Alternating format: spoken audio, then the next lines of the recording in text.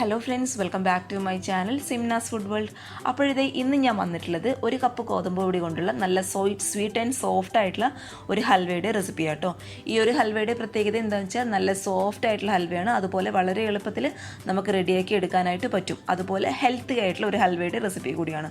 അപ്പോൾ കുഞ്ഞുങ്ങൾക്കൊക്കെ നമുക്ക് വളരെ പെട്ടെന്ന് ഇനി പുറത്തു നിന്നും വാങ്ങിക്കാതെ നമ്മുടെ വീട്ടിൽ തന്നെ റെഡിയാക്കി കൊടുക്കാൻ പറ്റിയ നല്ലൊരു ഹൽവയുടെ റെസിപ്പിയാണ്. അപ്പോൾ ഇഷ്ടപ്പെട്ടാൽ എല്ലാവരും ഒന്ന് ട്രൈ ചെയ്ത് നോക്കുക. ട്രൈ ചെയ്ത് നോക്കിയിട്ട് നിങ്ങളുടെ അഭിപ്രായങ്ങൾ നിങ്ങൾ താഴെ കമൻറ്റ് ബോക്സിൽ ഒന്ന് അറിയിക്കുക കേട്ടോ.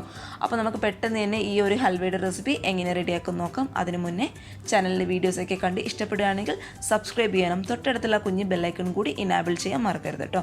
അപ്പോൾ നമുക്ക് ഈ സോഫ്റ്റ് ആയിട്ടുള്ള ഹൽവ എങ്ങനെ റെഡിയാക്കും നോക്കാം. ഈ ഒരു ഗോതമ്പ് കൊണ്ടുള്ള ഹൽവ റെഡിയാക്കാനായിട്ട് ഞാനിപ്പോൾ ഇവിടെ എടുത്തിട്ടുള്ളത് ഒരു കപ്പ് ഗോതമ്പ് പൊടിയാണ്. അപ്പോൾ ഈ ഒരു ഗോതമ്പ് പൊടി എന്ന് പറയുന്നത് ഞാനിപ്പോൾ ഇവിടെ പാക്കറ്റിൽ വാങ്ങിക്കുന്ന ഗോതമ്പ് പൊടിയാണ് കേട്ടോ. അപ്പോൾ ഞാനിവിടെ ഉപയോഗിച്ചിട്ടുള്ളത് ആശീർവാദിൻ്റെ പൊടിയാണ്. അപ്പോൾ നിങ്ങൾക്ക് ഏത് ബ്രാൻഡിൻ്റെ പൊടി വേണമെങ്കിലും ഉപയോഗിക്കാം. പക്ഷേ ശ്രദ്ധിക്കേണ്ട കാര്യം, ഏത് കപ്പിലാണോ നിങ്ങൾ എടുക്കുന്നത് അല്ലെങ്കിൽ ഏത് ഗ്ലാസ്സിലാണോ പൊടി എടുക്കുന്നത് അതേ സെയിം അളവിലായിരിക്കണം ഇനി പറയാൻ പോകുന്ന ഇൻഗ്രീഡിയൻസ് മുഴുവനായിട്ടും എടുക്കേണ്ടത് കേട്ടോ. അപ്പോൾ ഇത് ഒരു കപ്പ് ഗോതമ്പ് പൊടി എടുത്തിട്ടുണ്ട്. അപ്പം നാട്ടിലുള്ളവരാണെങ്കിൽ ചിലർ മില്ലിൽ പോയിട്ട് ഗോതമ്പ് പൊടിച്ച് ചപ്പാത്തിക്ക് ഉപയോഗിക്കുന്നവരുണ്ടാവും. അങ്ങനെയുള്ള പൊടിയാണെങ്കിലും കുഴപ്പമില്ല. അപ്പോൾ ഇത് ഒരു കപ്പ് ഗോതമ്പ് പൊടി നമുക്ക് ഈ ഒരു പാത്രത്തിലോട്ട് ഇട്ട് കൊടുക്കാം. ഇനി നമ്മൾ ചെയ്യേണ്ടത് നമ്മൾ സാധാരണ ചപ്പാത്തിക്കൊക്കെ ഗോതമ്പിൻ്റെ മാവ് കുഴച്ചെടുക്കില്ല, അതേ സെയിം മെത്തേഡ് തന്നെ നമുക്ക് വെള്ളം ഉപയോഗിച്ചിട്ട് ഇത് നന്നായിട്ട് അങ്ങോട്ട് കുഴച്ചെടുക്കാം. അപ്പോൾ വെള്ളം ഇച്ചിരി കൂടിപ്പോയാലും കുഴപ്പമൊന്നുമില്ല കേട്ടോ. നമുക്ക് ഇതിൻ്റെ പാല് പിഴിഞ്ഞെടുക്കണം. അതിനായിട്ട് വേണ്ടിയിട്ടാണ് ഇത് നന്നായിട്ട് അങ്ങോട്ട് കുഴച്ചെടുക്കാനായിട്ട് പറയുന്നത് കേട്ടോ. അപ്പോൾ വെള്ളം കൂടിപ്പോയാലും കുഴപ്പമൊന്നുമില്ല. ഉപ്പൊന്നും ഇടേണ്ട ആവശ്യമില്ല കേട്ടോ. ചപ്പാത്തിക്ക് എന്ന് പറഞ്ഞതുകൊണ്ട് ഉപ്പൊന്നും എടുത്ത് ഉപയോഗിക്കരുത്. ഉപ്പിൻ്റെ ഒന്നും ആവശ്യമില്ല. അതല്ലാതെ ഇങ്ങനെ നമുക്ക് നന്നായിട്ട് അങ്ങോട്ട് കുഴച്ചെടുക്കാം.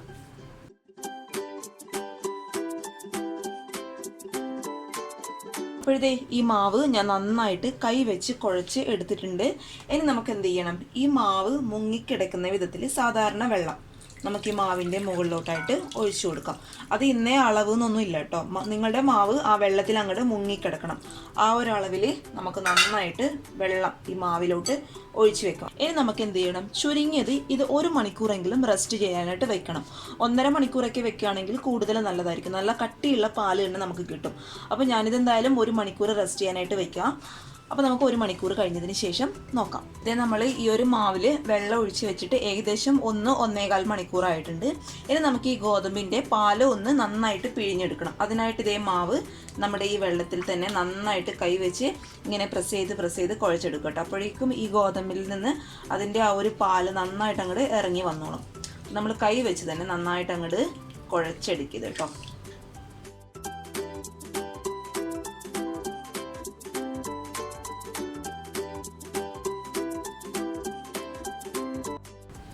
അപ്പോഴത്തെ ഇത് നന്നായിട്ട് കൈ വെച്ച് ഒരു 5 മിനിറ്റ് നന്നായിട്ട് ഞാൻ പാല് അതിൻ്റെ പിഴിഞ്ഞെടുക്കാനായിട്ട് നോക്കിയിട്ടുണ്ട്. ഇനി നമുക്ക് എന്ത് ചെയ്യാം, ഇത് മറ്റൊരു പാത്രത്തിൽ അരിച്ചെടുക്കണം. അരിച്ചെടുക്കുന്നത് വെച്ചാൽ നമുക്ക് ഈ പാല് മാത്രമായിട്ട് കിട്ടണം കേട്ടോ. അതിന് വേണ്ടിയിട്ടാണ് അരിച്ചെടുക്കുന്നത്. അപ്പോൾ ഇത് ഒരു അരിപ്പയിൽ കൂടി ഇത് പതുക്കി അങ്ങോട്ട് അരിച്ചെടുക്കുക.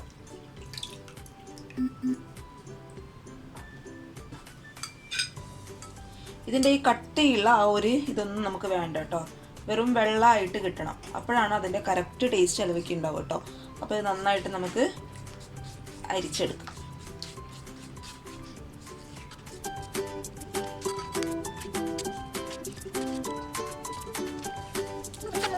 അപ്പോഴത്തെ ഇത് അരിപ്പയിൽ കൂടി നന്നായിട്ട് അരിച്ചെടുത്തിട്ടുണ്ട്. ഇനി ഇതിൻ്റെ ഇങ്ങനെയുള്ള ഒരു ഗോതമ്പിൻ്റെ കട്ടിയുള്ള ഭാഗം, അതായത് വേസ്റ്റ് നമുക്ക് ആവശ്യമില്ല കേട്ടോ. ഇത് നമുക്ക് കളയാം. അതായത് കട്ടിയുള്ള ഗോതമ്പിൻ്റെ മാവ് കേട്ടോ, ഇത് നമുക്ക് ആവശ്യമില്ല. അപ്പോൾ ഇത് ഞാൻ കളയാൻ പോവാണ്.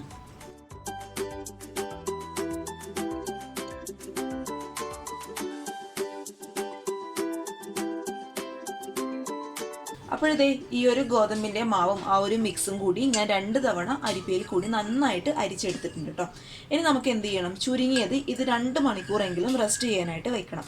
അങ്ങനെ വയ്ക്കുന്നത് എന്തിനാണെന്ന് വെച്ചാൽ നമ്മൾ 2 മണിക്കൂർ ഇത് റെസ്റ്റ് ചെയ്യാനായിട്ട് വയ്ക്കുമ്പോൾ ഈ ഗോതമ്പിൻ്റെ കട്ടിയുള്ള പാല്, അതായത് ഗോതമ്പിൻ്റെ കട്ടിയുള്ള പാല് ഈ പാത്രത്തിൻ്റെ അടിഭാഗത്തോട്ടായിട്ട് പോയി നിൽക്കും.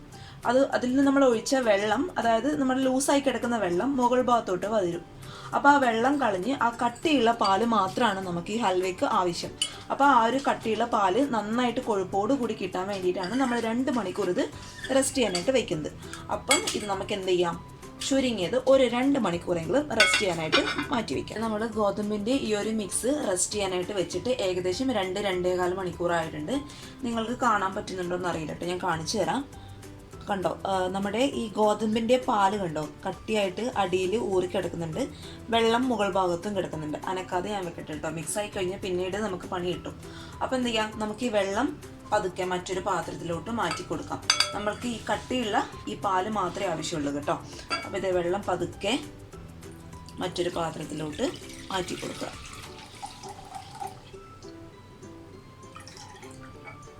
വെള്ളം എത്രയും മാറ്റാൻ പറ്റുമോ അത്രയും നല്ലതാട്ടോ. ഈ ഒരു കട്ടിയുള്ള പാലാണ് നമുക്ക് ഹൽവ ഉണ്ടാക്കാനായിട്ട് ആവശ്യമുള്ളൂ. അപ്പോൾ ഇത് ഈ ഒരു പാല് എന്ന് പറയുമ്പോൾ നമുക്ക് എത്രയുണ്ടെന്ന് കറക്റ്റ് ഒന്ന് അളന്ന് നോക്കാം കേട്ടോ. അപ്പോൾ ഇത് 1 കപ്പ് നിറയെ ആയിട്ടുണ്ട്. വീണ്ടും ഇതേ ഒരു 1.25 കപ്പ് ഗോതമ്പിൻ്റെ കട്ടിയുള്ള പാല് കേട്ടോ. അത് നമുക്ക് ഈ ഒരു ഫ്രൈ പാനിലോട്ട് ഒഴിച്ചു കൊടുക്കാം. കാരണം നമ്മൾ ഇതിലിട്ടിട്ടാണ് ഹൽവ സെറ്റ് ചെയ്യാനായിട്ട് പോകുന്നത്. അപ്പോൾ 1.25 കപ്പ് കട്ടിയുള്ള തേങ്ങാപ്പാൽ. ഇനി ഇത് നമുക്ക് അങ്ങോട്ട് മാറ്റി വയ്ക്കാം. അപ്പോൾ ഇനി നമുക്ക് ഈ ഹൽവയ്ക്ക് ആവശ്യമായിട്ടുള്ള ശർക്കര, അതായത് വെള്ളം ഒന്ന് ഉരുക്കിയെടുക്കണം. അതിനായിട്ട് ഇതേ ഞാനിപ്പോൾ ഇവിടെ എടുത്തിട്ടുള്ളത്, നമ്മൾ ഏത് കപ്പിലാണോ നമ്മുടെ ഗോതമ്പിൻ്റെ പാലെടുത്തത് അതേ സെയിം കപ്പിൽ 3/4 കപ്പ് ശർക്കര. അത് നമുക്കൊരു പാത്രത്തിലോട്ട് ഇട്ട് കൊടുക്കാം. ശർക്കര നമുക്ക് ആദ്യം ഒന്ന് ഉരുക്കിയെടുക്കണം. അതിനായിട്ട് ഇതേ ഒരു 1/2 കപ്പ് നമ്മൾ സാധാരണ വെള്ളം കിട്ടും. ഈ ശർക്കര ഉരുകാൻ ആവശ്യമായിട്ടുള്ള വെള്ളം നമുക്കിതിലോട്ട് ഒഴിച്ചു കൊടുക്കാം. എന്നിട്ട് ഈ ശർക്കര നമുക്ക് നന്നായിട്ടൊന്ന് ഉരുക്കിയെടുക്കണം.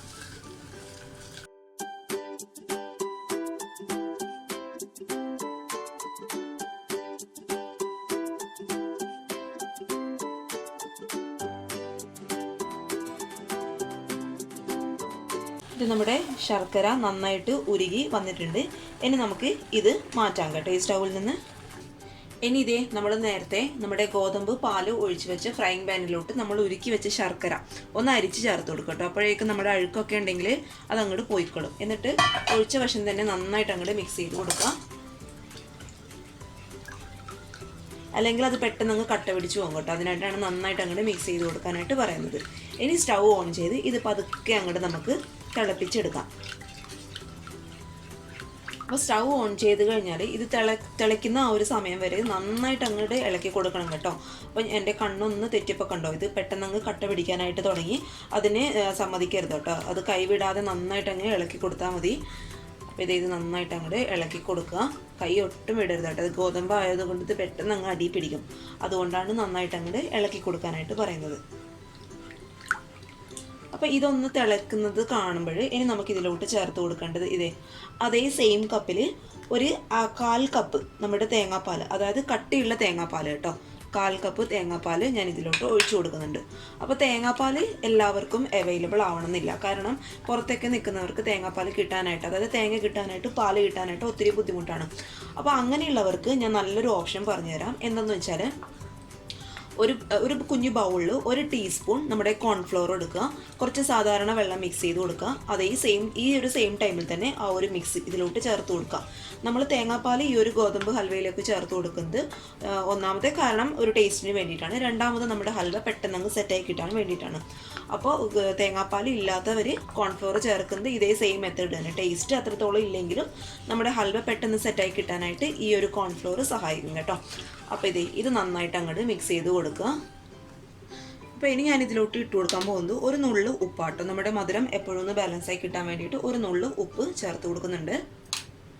പിന്നെ അതുപോലെ കുറച്ച് അണ്ടിപ്പരിപ്പ്, അതുപോലെ ബദാമും ഒന്ന് ക്രഷ് ചെയ്തെടുത്തത് കേട്ടോ. അത് നമ്മൾ ഹൽവ കഴിക്കുമ്പോൾ കടിക്കാനായിട്ട് നല്ല ടേസ്റ്റ് ആയിരിക്കും. അതുകൊണ്ട് അതും കൂടി ചേർത്ത് കൊടുത്തിട്ട് നന്നായിട്ട് അങ്ങോട്ട് മിക്സ് ചെയ്ത് കൊടുക്കുക. അപ്പോൾ ബദാമും അണ്ടിപ്പരിപ്പും ഓപ്ഷനിലാണ് കേട്ടോ. കയ്യിലുണ്ടെങ്കിൽ മാത്രം ചേർത്ത് കൊടുക്കുക, അതുണ്ടെങ്കിൽ കൂടുതൽ നല്ലതായിരിക്കും.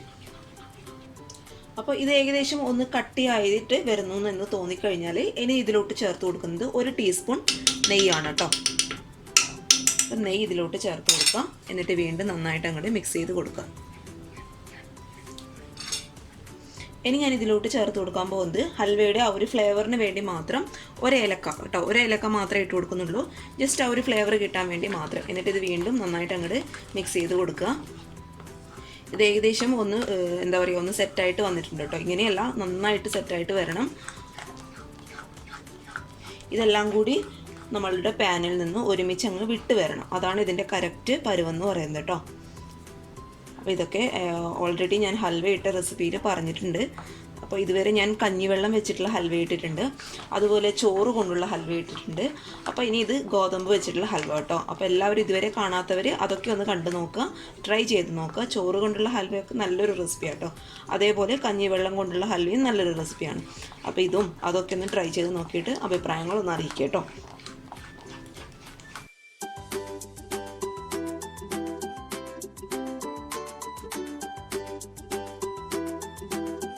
നമ്മുടെ ഹൽവയുടെ മിക്സ് ഏകദേശം റെഡി ആയിട്ടുണ്ട്. കണ്ടോ, ഇത് പാനിൽ നിന്ന് ഒരുമിച്ച് ഇങ്ങ് വിട്ടു പോരണം. നമ്മളിങ്ങനെ ഇളക്കുമ്പോൾ എല്ലാം കൂടി ഒരുമിച്ചിട്ട് അങ്ങ് കറങ്ങണം കേട്ടോ. ഒട്ടും പാനിലൊന്നും ഒട്ടിപ്പിടിക്കാനായിട്ട് പാടില്ല. അതാണ് ഹൽവയുടെ കറക്റ്റ് പരുവെന്ന് പറയുന്നത്. ഇനി നമുക്ക് എന്ത് ചെയ്യാം, സ്റ്റൗ ഓഫ് ചെയ്തിട്ട് ഇത് ഏതൊരു പാത്രത്തിലാണോ നിങ്ങൾ സെറ്റ് ചെയ്യാനായിട്ട് പോകുന്നത് ആ ഒരു പാത്രത്തിലോട്ട് ചൂടോട് കൂടി തന്നെ മാറ്റി കൊടുക്കാം കേട്ടോ. അപ്പോഴത്തെ ഹൽവ ഞാൻ ഈ ഒരു പാത്രത്തിലാട്ടോ സെറ്റ് ചെയ്യാനായിട്ട് പോകുന്നത്. പാത്രമല്ല, ഒരു കേക്ക് ടീനാണ്. അപ്പോൾ നിങ്ങളുടെ കയ്യിലുള്ള ഏത് പാത്രമാണോ അത് വെച്ചെടുക്കുക. എന്നിട്ട് നമുക്ക് കുറച്ച് നെയ്യ് ഇതിൽ നിന്ന് ഒന്ന് ഗ്രീസ് ചെയ്ത് കൊടുക്കാം. കാരണം നമ്മുടെ ഹൽവ സെറ്റായി കഴിഞ്ഞാൽ പെട്ടെന്ന് ഇങ്ങോട്ട് വെട്ടി വരാൻ വേണ്ടിയിട്ട്. അപ്പോൾ നെയ്യ് തടവി കൊടുക്കുമ്പോൾ ഒന്ന് ശ്രദ്ധിക്കുക, ഒരുപാട് വേണ്ട കേട്ടോ. കാരണം ഒരുപാട് ആയിക്കഴിഞ്ഞാൽ നമുക്ക് ഈ ഹൽവ കഴിക്കുമ്പോൾ പെട്ടെന്ന് അങ്ങ് മടുപ്പ് വരും. അതുകൊണ്ട് ആവശ്യത്തിന് മാത്രം കുറച്ച് നെയ്യ് തടവി കൊടുക്കുക. ഇനി ഇതേ കുറച്ച് ബദാം ഞാനിവിടെ ക്രഷ് ചെയ്ത് എടുത്തിട്ടുണ്ട്. അതൊരു ഭംഗിക്ക് വേണ്ടിയിട്ട് കേട്ടോ. ഹൽവ സെറ്റായി കഴിഞ്ഞാൽ അത് നമുക്ക് ഇതിലോട്ട് ഇട്ട് കൊടുക്കാം.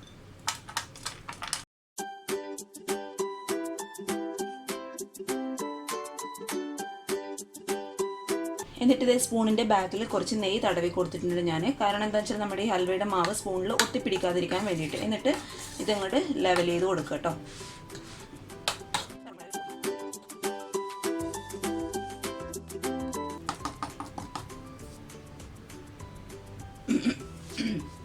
അപ്പോഴത്തേ നമ്മുടെ ഹൽവ സ്പൂൺ വെച്ചിട്ട് ഞാൻ നന്നായിട്ട് സെറ്റ് ചെയ്യാനായിട്ട് വെച്ചിട്ടുണ്ട്. ഇനി നമുക്ക് എന്ത് ചെയ്യണം, ഇത് ചുരുങ്ങിയത് ഒരു 1/2-3/4 മണിക്കൂറെങ്കിലും ഫ്രിഡ്ജിലൊന്നും വെക്കേണ്ട കേട്ടോ, പുറത്ത് തന്നെ സെറ്റ് ആവാനായിട്ട് വെക്കണം. അപ്പോഴേക്കും നമ്മുടെ ഹൽവയൊക്കെ നന്നായിട്ട് സെറ്റായിട്ട് കിട്ടും. അപ്പോൾ ഒരു 1/2-3/4 മണിക്കൂറിന് ശേഷം ഞാൻ നിങ്ങൾക്ക് കാണിച്ചു തരാം കേട്ടോ.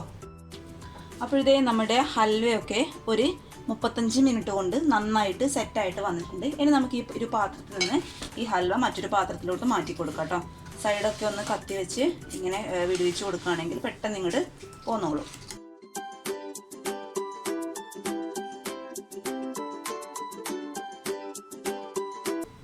ഇത് നമ്മുടെ പെർഫെക്റ്റ് ആയിട്ടുള്ള നല്ല സോഫ്റ്റ് ആയിട്ടുള്ള ഹൽവ ഇവിടെ റെഡി ആയിട്ടുണ്ട്. അപ്പോൾ ബദാമൊക്കെ ഇട്ടത് കൊണ്ടുണ്ടോ അതൊരു ഒരു പ്രത്യേക രസമാണ് കാണാനായിട്ട്. അപ്പോൾ നമുക്കിതിനി കട്ട് ചെയ്യാം. അപ്പോഴത്തെ നമ്മുടെ ഹൽവയുടെ ചൂട് കംപ്ലീറ്റ് ആയിട്ട് മാറിയതിന് ശേഷം മാത്രം കട്ട് ചെയ്യുക കേട്ടോ. അപ്പോൾ ഞാൻ ബദാം കുറച്ച് മുകളിൽ കുറച്ച് കൂടുതൽ ഇട്ട് കൊടുത്തുകൊണ്ട് കട്ട് ചെയ്യാൻ ഇച്ചിരി ബുദ്ധിമുട്ടുണ്ട്. അപ്പോൾ നിങ്ങൾ ഇട്ട് കൊടുക്കുമ്പോൾ കുറച്ച് മാത്രം ഇട്ട് കൊടുത്താൽ മതി. ഇട്ട് കൊടുക്കാനായിട്ട് നോക്കുക കേട്ടോ. അത് കഴിക്കുമ്പോൾ ആ ബദാമിൻ്റെ ആ ഒരു പീസ് കടിക്കാനായിട്ട് ഒരു പ്രത്യേക ടേസ്റ്റ് ആയിരിക്കും. അപ്പോൾ നല്ല സോഫ്റ്റ് ആൻഡ് സ്വീറ്റ് ആയിട്ടുള്ള ഹൽവയാണ്. കുഞ്ഞുങ്ങൾക്കൊക്കെ വളരെ ഹെൽത്തി ആയിട്ട് നമുക്ക് റെഡിയാക്കി കൊടുക്കാൻ പറ്റിയ നല്ലൊരു റെസിപ്പി ആട്ടോ. അപ്പോൾ എല്ലാവരും ഒന്ന് ട്രൈ ചെയ്ത് നോക്കുക. ഗോതമ്പ് പൊടിയൊക്കെ വീട്ടിലില്ലാത്തവരായിട്ട് ആരും തന്നെ ഉണ്ടാവില്ല. അപ്പോൾ ഈ ഒരു ഗോതമ്പ് പൊടി വെച്ച് വളരെ എളുപ്പത്തിൽ നല്ല സ്വാദിഷ്ടമായിട്ടുള്ള ഹൽവ എല്ലാവർക്കും റെഡിയാക്കി കൊടുക്കുക. അപ്പോൾ ചാനലിൻ്റെ വീഡിയോസൊക്കെ കണ്ട് ഇഷ്ടപ്പെടുകയാണെങ്കിൽ സബ്സ്ക്രൈബ് ചെയ്യാനും തൊട്ടടുത്തുള്ള കുഞ്ഞു ബെല്ലൈക്കണും കൂടി ഇനാബിൾ ചെയ്യാനായിട്ട് മറക്കരുത് കേട്ടോ. അപ്പോൾ നമുക്ക് അടുത്തൊരു നല്ല വീഡിയോ ആയിട്ട് കാണും വരെ thank you for watching സിംനാസ് food world. Bye bye.